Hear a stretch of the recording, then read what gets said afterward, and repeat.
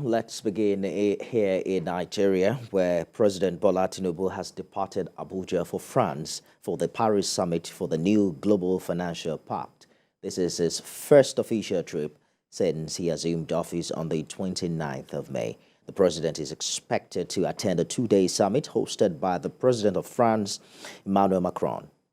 President Tinubu will also participate, review, and sign a new global financial pact that places vulnerable countries on priority list for support and investment. In a statement signed by the Special Advisor, Special Duties, Communication and Strategy, Dele Alake, President Tinubu and other global leaders will take a more realistic look at the recovery of economies from the impact of the COVID-19 pandemic, as well as the rising case of poverty.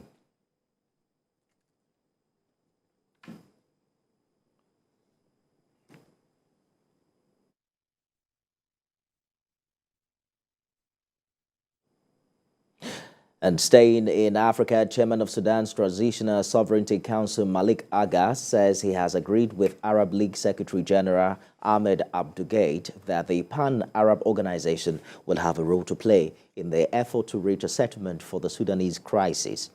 He says during a meeting between both men, they came up with the conclusion that the League will be present in all initiatives conducted or rather conducive to handling the Sudanese problem. Because the Sudanese issue is not isolated from the developments in the Arab world. Mr. Aga says the Arab League has reviewed all the proposed initiatives, but he emphasized that any of the initiatives must respect Sudan's sovereignty, institutions, and state. According to him, any initiative that fails to respect the Sudanese state sovereignty, that speaks of the entry of foreign troops into his country, is considered occupation and disrespect for his country's sovereignty.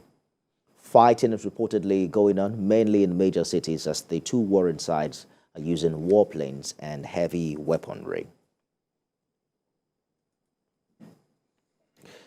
And now to global matters. It's World Refugee Day, and the United Nations High Commission for Refugees says by the end of 2022, the number of refugees globally stood at 35.3 million, an increase of more than 8 million from the year before. More than half of the refugees, that's talking about 52% of them, came from just three countries: Syria, Ukraine, and Afghanistan. Under international law, refugees are people who are forced to flee their home countries to escape persecution or a serious threat to their lives, physical integrity, or freedom. To raise awareness about the situation of refugees worldwide, the UN designated June 20 each year as World Refugee Day. And for nearly a decade, Australia's notorious hardline asylum regime has forcibly separated refugee families. But a group of refugees are now challenging the practice of family separation through the United Nations. In their complaint, the families argued the Australian government had breached its obligations and their rights under the International Covenant on Civil and Political Rights by forcibly separating them from family members who had settled in Australia. The committee instructed the Australian government to urgently reunite the families while the complaint process was underway.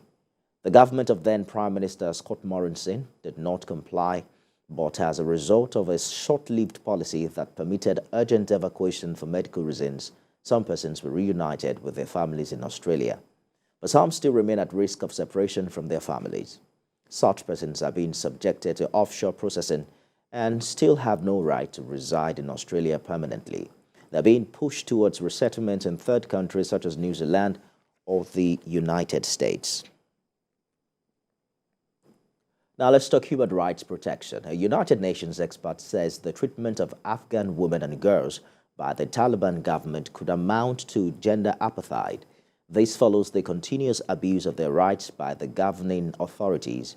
UN Special Rapporteur on the situation of human rights in Afghanistan, Richard Bennett, presented this view at the 53rd regular session of the UN Human Rights Council in Geneva.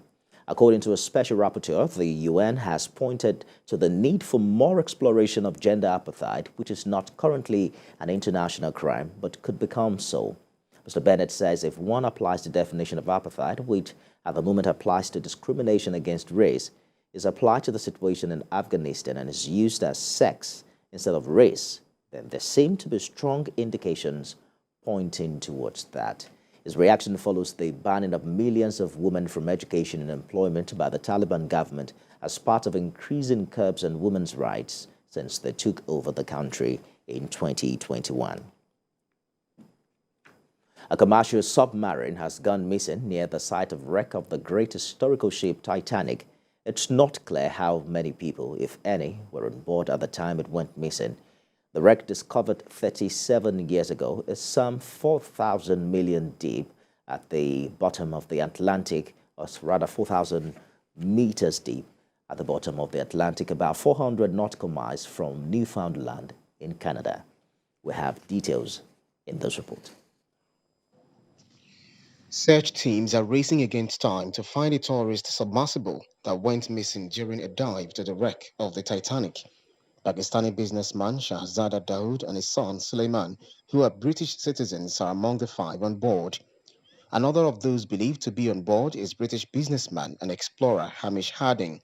Contact with a small submarine was lost about an hour 45 minutes into its dive to the wreck site on Sunday. As of Monday afternoon, it was thought the crew members had, at most, 4 days' worth of oxygen left. Stockton Rush, chief executive of OceanGate, the firm behind the dive, is also being widely reported to be on the vessel, and French explorer Paul-Henri Nagolet. That's what I love about shipwrecks. They are artificial reefs and they get populated quite quickly. I think most people are surprised by it, but it's an amazing thing that happens. And hundreds of ships, thousands of ships from World War I and World War II of similar construction are at the bottom of the ocean, and they're creating these amazing man-made reefs. And so it's just incredible. The Titanic wreck is reportedly located about 370 miles off the coast of Newfoundland, Canada. The first full-sized digital scan of the Titanic, which lies 12,500 feet down in the Atlantic, has been created using deep-sea mapping. It provides a unique 3D view of the entire ship, enabling it to be seen as if the water has been drained away.